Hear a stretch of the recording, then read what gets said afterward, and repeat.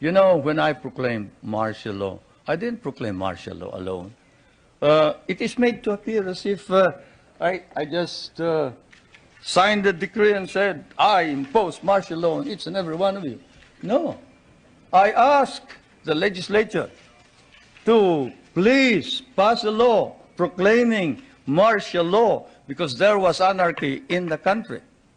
Now, let me say this. The opposition was strong, and they were members of the Security Council, and somehow they had adopted a resolution which required that there be a unanimous vote for the armed forces to be able to move. And therefore, the armed forces was immobilized. At the same time, I asked the opposition party to come and join me in a coalition government. I offered one half of the cabinet. And of course, they laughed at me and said, why should we join you? We're going to take over the government. By the time you are through with the exercise, you're dead, politically and otherwise. And they refused to join me. I asked the advice of the judiciary. I asked the Supreme Court justices, the Court of Appeals justices, and the members of the private sector. And all of them told me there's only one man who can proclaim martial law, and that is the president. And you are it. You are the only one who can proclaim martial law. This is why I must carry this particular mark in our history. I could not have transferred it to the legislature. Why? Because the legislature did not have the power. What does the Constitution provide? The President shall be the Commander-in-Chief of the Armed Forces of the Philippines, and he may order the armed forces out to quell any disorder, riot, rebellion, invasion, insurrection, and in case of invasion, insurrection, rebellion, or imminent danger thereof, when the public safety requires it, he may suspend the privilege of the writ of habeas corpus or proclaim martial law throughout the Philippines or any part thereof. What does that provision provide? It provides that only the President can proclaim martial law.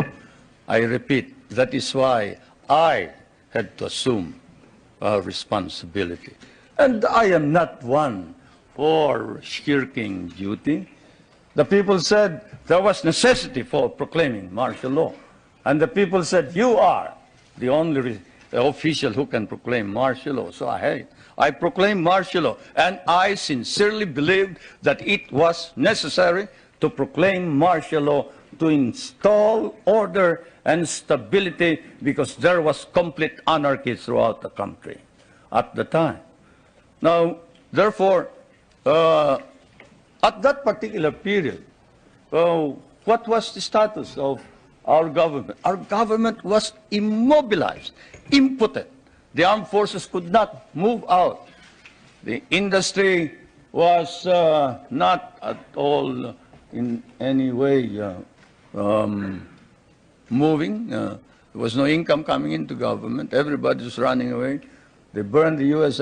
Partly burned the U.S. Embassy, tried to burn it anyway.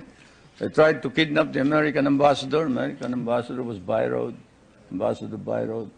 And they tried to kidnap our foreign minister, Romulo, whom you just saw today. And I told him, you better disappear because I will not ransom you.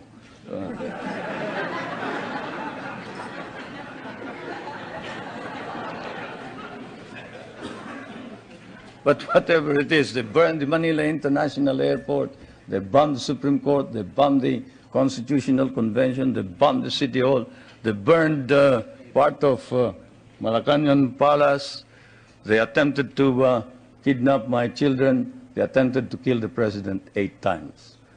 There was, of course, an attempted assassination against the First Lady. You all know about that.